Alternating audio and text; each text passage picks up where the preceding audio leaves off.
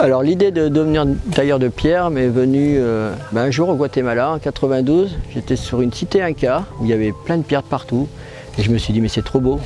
C'est trop beau, comment ils ont fait pour pouvoir assembler tout ça, comment ça s'est passé. Donc ça m'a donné beaucoup d'envie de travailler la pierre. Et de plus, je viens d'un village qui s'appelle Nonette, où il y a beaucoup de pierres différentes sur le même village. On va trouver de l'arcose, du calcaire, du basalte, de la calcite. Et toute cette variété de pierres m'a donné aussi beaucoup d'envie de travailler la pierre. Surtout de voir ce village qui était tant coloré et si beau avec ses vieilles bâtisses et cette église romane. Alors je taille les pierres en fonction du lieu où je me trouve. Là, en étant en Auvergne, je vais surtout travailler sur l'arcose, qui est une pierre quand même assez dure, qui est une pierre demandée beaucoup en restauration ici parce qu'on a beaucoup de bâtiments en arcose. Après, je travaille beaucoup sur la pierre de Volvic aussi, qu'on a beaucoup de bâtiments en Volvic aussi. Quand je suis après plus dans le sud, sur la région de Cahors par exemple, on va plus travailler sur des calcaires tendres ou calcaires durs. Après, tout dépend vraiment du lieu où je me trouve, car chaque lieu a sa pierre qui est différente.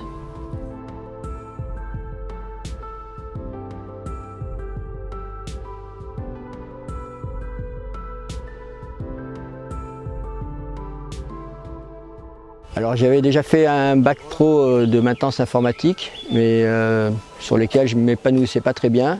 Et à l'âge de 30 ans, j'ai repassé un CAP de tailleur de pierre à l'école d'architecture de Volvic, d'où j'ai eu mon CAP de métier de la pierre en 2002 et en 2004, j'ai ouvert mon entreprise de taille de pierre.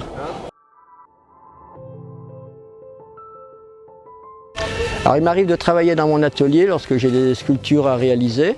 Sinon, le plus gros du travail se fait quand même en chantier. Chantier connu, bon, on va dire que le plus connu, on va dire après, c'est dans les gens connus avec qui j'ai travaillé. Par exemple, j'ai travaillé sur la maison à Schumacher. Voilà. Après, j'ai travaillé pas mal de chantiers à Paris, comme par exemple la restauration de la passerelle Eurostar à Gare du Nord. J'ai travaillé pas mal en Suisse, j'ai travaillé beaucoup en Espagne, à Sagunto, sur un gros chantier de restauration. C'était une bâtisse du 14e qu'on a restaurée. On a repris des pierres qui avaient été taillées par les Romains pour les assembler sur une maison du 14e. Ce qui me passionne le plus dans mon métier, c'est la diversité du métier. C'est pas du tout la routine et chaque projet est différent et c'est très intéressant.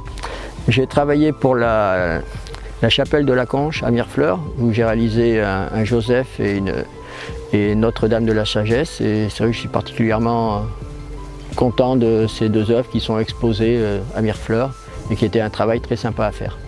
Si j'avais à travailler sur un monument célèbre, je pense que je travaillerais sur des vieux bâtiments qui ont été construits, on va dire, à des années qu'on ne sait pas encore, comme les monuments comme les pyramides, par exemple. Mon ressenti d'encadrer ce chantier avec ces jeunes, c'est que c'est sympa, qu'ils apprennent des choses et qu'ils sont très à l'écoute et que ça se passe très bien.